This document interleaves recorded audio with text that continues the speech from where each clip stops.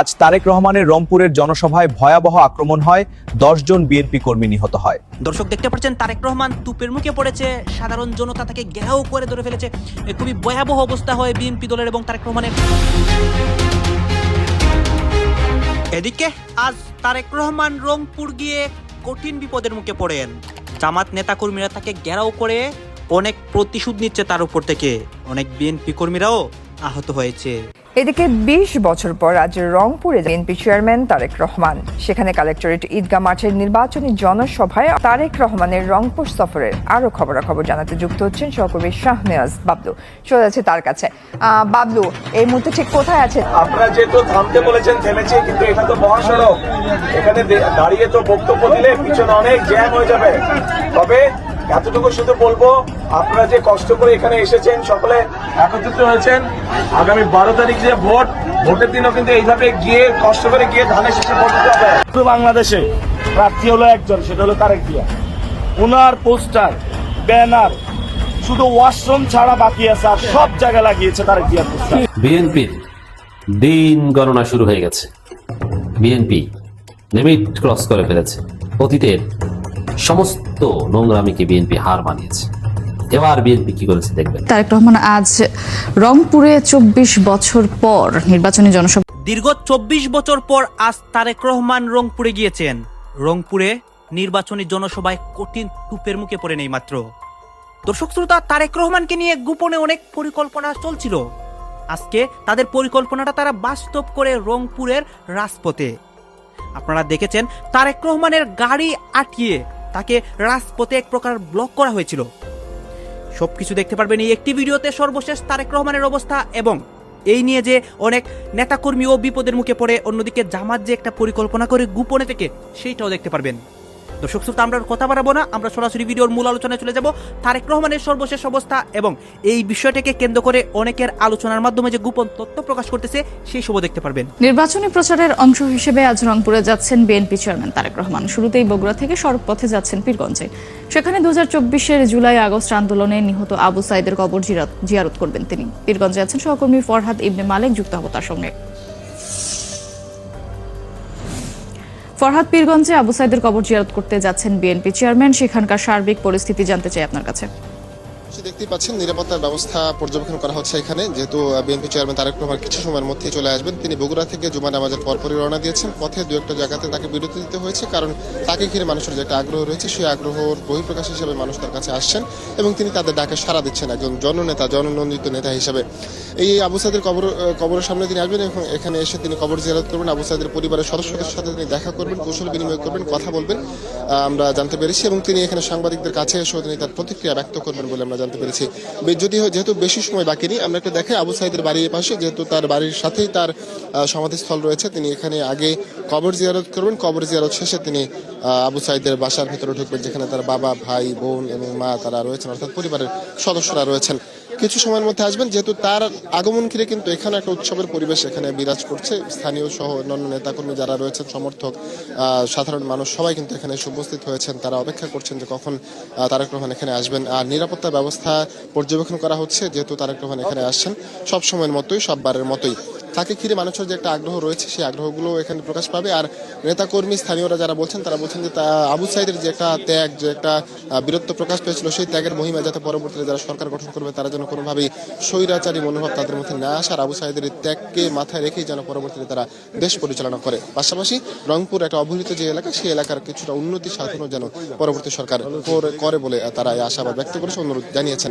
তো তারেক রহমান কিছু সময়ের মধ্যে আসবে, আসার পর আরো বিস্তারিত আমরা জানাতে পারবো আশা করছি। এখন পর্যন্ত আমার কাছে এই ছিল সর্বশেষ তারেক রহমানের আবু সাইদের বাড়ি পরিদর্শন এবং সমাধিস্থল জিয়ারত হিসেবে। ধন্যবাদ ফরহাদ, আপনি সেখানে থাকবেন। আসসালামু আলাইকুম, কেমন আছেন সবাই?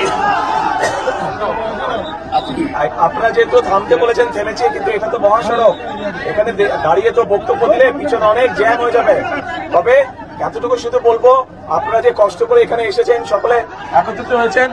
আগামী 12 তারিখ যে ভোটের দিনও কিন্তু এইভাবে গিয়ে কষ্ট করে গিয়ে ধানের শীষে ভোট দিতে হবে। আমার বাবা, আমাদের এখানে প্রার্থী হচ্ছে মইনুল হাসান সাদিক, ডাক্তার সাদিক, চিনেন তো? ইনশাল্লাহ ডাক্তার সাদিককে ধানের শীষে ইনশাল্লাহ সকলে জয়যুক্ত করবেন ইনশাল্লাহ। ঠিক আছে, আজকে আর কথা বলবো না।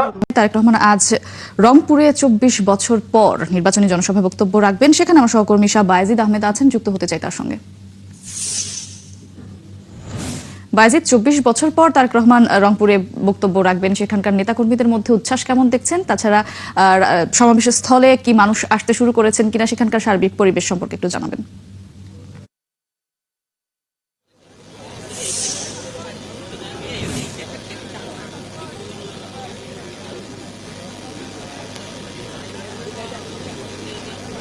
মোটামুটি এই মুহূর্তে আমরা রংপুর কালেক্টরের যে মাঠ, সেই মাঠে আছি। আপনি দেখতে পাচ্ছেন যে বিভিন্ন জায়গা থেকে লোকজন আসছেন এবং ইতিমধ্যেই মঞ্চের আশপাশ তারা বসার চেষ্টা করছেন এবং একেবারেই ডানে বাঁয়ে যারা স্থানীয় নেতা এবং বিভিন্ন জেলা উপজেলা থেকে এসেছেন তারা কিন্তু মাঠে বসে আছেন এবং মাঠের সামনে সাধারণ মানুষ বসছেন। আপনি জানেন যে দীর্ঘ 2 যুগ পর কিন্তু আসছেন তারেক রহমান, দলীয় প্রধান। এই নির্বাচনের আমেজে সাধারণ মানুষের মধ্যে এক ধরনের উচ্ছ্বাস এবং আনন্দ কাজ করছেন। বিভাগীয় শহর রংপুরে এটি নির্বাচনী প্রথম সভা এবং আর কোথাও কিন্তু আপাতত জনসভা নেই। রাজনৈতিক যে সফর, সেই সফরে কোনো জায়গায় নেই। আমরা একটু 2-1 দর্শক সারিতে যারা আছেন একটু কথা বলতে চাই। আজকে তারা জনসভায় যোগ দিয়েছেন। আপনার কাছ থেকে জানতে চাইবো যে এই যে জনসভা আসছেন, কত দূর থেকে এসেছেন? আমি আসছি লালমনিরহাট জেলা থেকে। আজকে যে আপনার তারেক রহমান আসছেন এখানে, তার কাছে কি রকম বক্তব্য শুনতে চাচ্ছেন?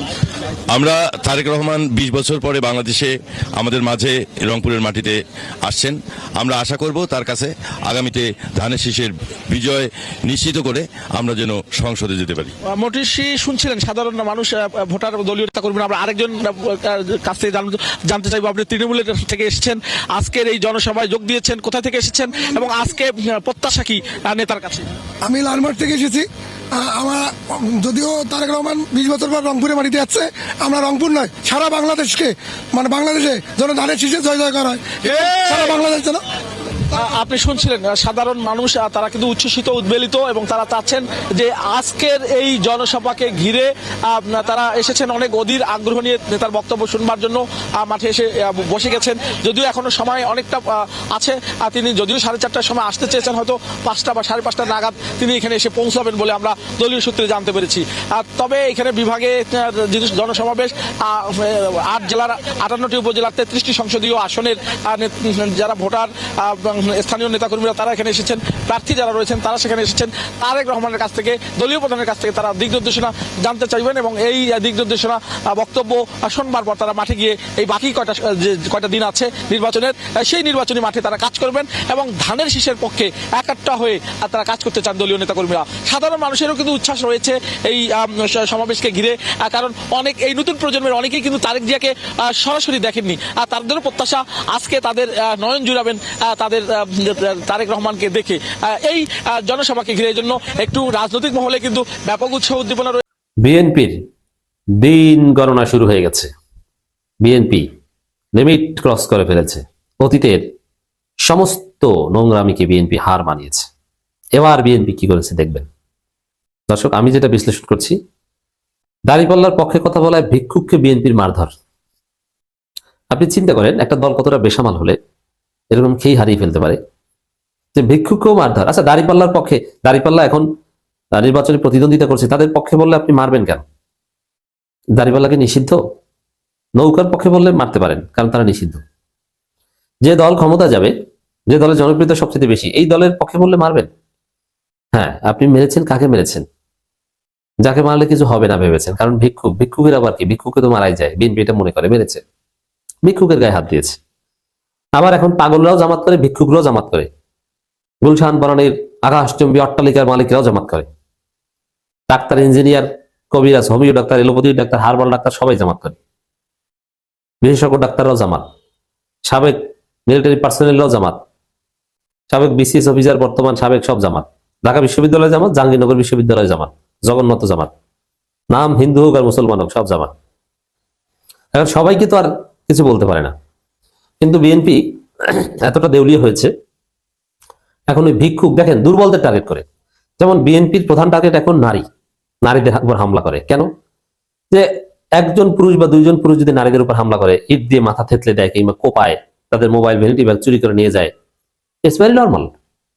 কারণ নারীরা তো চাইলেই ওখানে পাল্টা প্রতিরোধ করে তুলতে পারবে না। জামাতের নারী তো পাল্টা ইট দিয়ে দিবে না, ওটা পাপিয়ে টাইপের নারী হলে হয়তো পাল্টা জামা ওড়না কোমরে বেঁধে মারামারি বাঁধিয়ে দিত।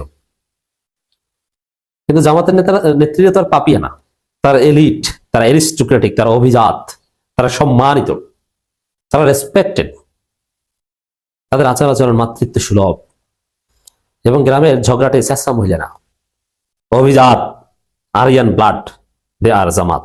উপদেষ্টা মাহফুজ এনসিপির পুরা মুখোশটাই খুলে দিছে। মানে এই মুহূর্তে তিনি সরকারে নিয়ে পদত্যাগ করেছেন, আর এমন এক দেশের কাছেই এনসিপির মুখোশ খুলে দিয়েছে যে আজকের দিনে এই বিষয়টা টক অফ দ্য বাংলাদেশে পরিণত হয়ে গেছে। একদম মিডল থেকে শুরু করতে চাই। সম্প্রতি ভারতের প্রভাবশালী সাময়িকী বা গণমাধ্যম দ্য উইক, সেইখানে দেওয়া এক একান্ত সাক্ষাৎকারে উপদেষ্টা মাহফুজ তার পদত্যাগ নির্বাচনে অংশ না নেওয়ার কারণ ব্যাখ্যা করেছেন। তার অভিযোগ, ছাত্র নেতৃত্বাধীন দল জাতীয় নাগরিক পার্টি এবং জামাত ইসলামী নির্বাচনী জোট যারা একত্রে এখন করছে, জুলাইয়ের চেতনার সাথে বিশ্বাসঘাতকতা করেছেন। ভাবা যায় উপদেষ্টা মাহফুজ আগে থেকেই এনটি জামাত ইসলাম, সেটা আমরা জানি, কিন্তু এনটি এনসিপি সেটা কিন্তু আমরা জানি না। বাট এনসিপির সাথে তার একটা দূরত্ব আছে, কারণ পদত্যাগের পর উপদেষ্টা আসিফ তিনি এনসিপির নির্বাচনী পরিচালনা কমিটির প্রধান হলেও উপদেষ্টা মাহফুজ তিনি কিন্তু এনসিপির সাথে সম্পৃক্ত হন নাই। সর্বশেষ খালেদ মহিউদ্দিনের একটা টক শোতে তিনি বলছিলেন সময় সবকিছু আস্তে আস্তে প্রকাশ করে দেবে এই সরকারের ভেতর আসলে কি ঘটেছে। তো কেন তিনি আসলে এই কথা বললেন? তার বক্তব্য, আওয়ামী লীগ এবং জামাত একে অপরের অল্টার ইগো বা পরিপূরক সত্তা হিসাবে তিনি অভিহিত করেছেন।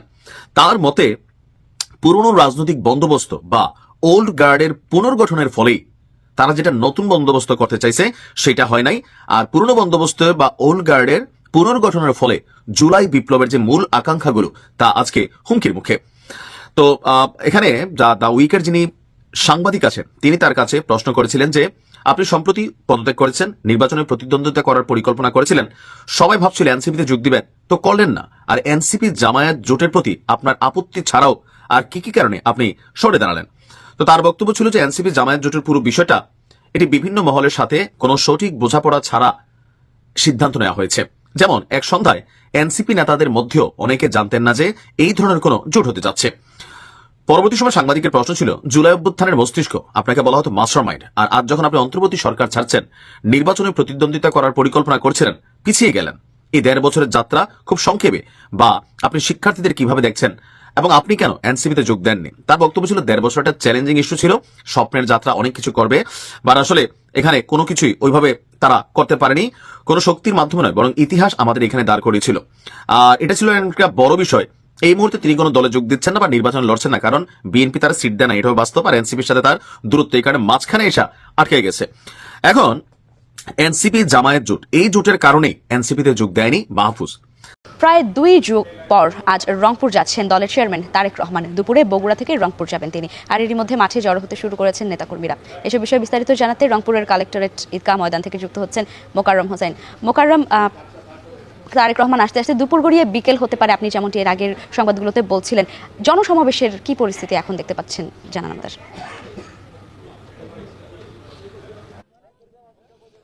লাইবা ঠিক 22 বছর পরে কাঙ্ক্ষিত কোনো ব্যক্তি ফিরলে যেমন অনুভূতি হওয়ার কথা এখানকার নেতাকর্মীদের অনুভূতি ঠিক তেমনই। আসলে এই 22 বছরে অনেক চড়াই উত্তরায় রাজনৈতিক লড়াই সংগ্রামের সাক্ষী হয়ে যে প্রজন্ম এখনো বিএনপির রাজনীতি উত্তরবঙ্গে টিকিয়ে রেখেছেন, তারা আসলে তাদের সামর্থ্যের সবটুকু ঢেলে দিয়ে আজকে সমাবেশ সফল করবার জন্য সর্বাত্মক চেষ্টা করছেন। নেতাকর্মীরা সকাল 8টা থেকেই এই মাঠে জড়ো হতে শুরু করেছেন।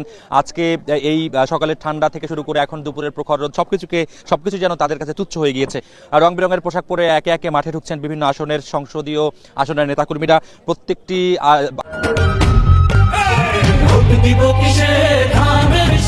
আসনের কথা যদি বলি, রংপুর জেলা 6টি সংসদীয় আসন ছাড়াও বিভাগের 33টি আসনের এমপি প্রার্থীরা যারা আসলে ধানের শীষ প্রতীক নিয়ে লড়ছেন, তারা তাদের কর্মী সমর্থকের যত বেশি উপস্থিত করাতে চেষ্টা করছেন। তারা একে অন্যের সঙ্গে পাল্লা দিয়ে সমাগম বাড়ানোর জন্য শক্তি প্রদর্শনের একটা বড় সুযোগ আজকে পেয়েছেন। সেই চেষ্টা তারা হাতছাড়া করবেন না বলেই এখানকার জেলা এবং মহানগর কমিটির আয়োজক কমিটির সদস্যরা আমাদেরকে জানাচ্ছেন। ইতিমধ্যে এখানে উপস্থিত হয়েছেন রংপুর বিভাগের বিএনপির সাংগঠনিক দায়িত্বপ্রাপ্ত নেতা আসাদুল হাবিব দুলু, রংপুর মহানগর বিএনপির আহ্বায়ক শামসুজ্জামান শামু। দুজনে আসলে খুঁটিয়ে খুঁটিয়ে মাঠের বিভিন্ন স্তরের নিরাপত্তার ব্যবস্থাগুলো দেখছেন, প্রস্তুতির ব্যাপারগুলো দেখছেন। শেষ মুহূর্তের ঘষা মাজা যেটাকে বলে ফিনিশিং টাচ দেওয়ার জন্য কর্মীরা আপ্রাণ চেষ্টা করছেন। তারেক রহমান তো এখানে আসবেন বিকেল 4:30টায়। তার আগে দর্শক আপনারা তো দেখলেন এখানে কি কথা হচ্ছে। এইখানে তারেক রহমান যে রংপুরে গিয়েছেন সেই রংপুরের জনসভার পরিস্থিতি এবং বর্তমানে কী চলতেছে সেখানে এইসব দেখিয়েছি, এবং দেশের রাজনৈতিক প্রেক্ষাপটের মধ্যে যে অনেক ঘটনা ঘটতেছে সেই তারই আলোকে অনেক তথ্য দেখিয়েছি। দর্শক শ্রোতা, এই বিষয়গুলো দেখে আপনাদের কী মনে হচ্ছে? আপনাদের মন্তব্যটা অবশ্যই আপনারা আমাদের কমেন্ট বক্সে লিখে যাবেন। আর হ্যাঁ দর্শক, এতক্ষণ আপনাদেরকে আমরা যা কিছু দেখিয়েছি সব কিছু আমরা সোশ্যাল মিডিয়া থেকে সংগ্রহ করেছি, এখানে আমাদের নিজস্ব কোনো মন্তব্য নেই বা আমাদের নিজস্ব কোনো সিদ্ধান্ত নেই। সর্বশেষ আপনাদের কাছে আমাদের একটা রিকোয়েস্ট থাকবে, আপনারা আমাদের চ্যানেলে নতুন দর্শক হয়ে থাকলে চ্যানেলটি সাবস্ক্রাইব করবেন এবং পাশে থাকা বেল বাটনটি বাজাবেন যাতে করে নেক্সট ভিডিওটা সবার আগে আপনাদের কাছে পৌঁছে যায়। ধন্যবাদ।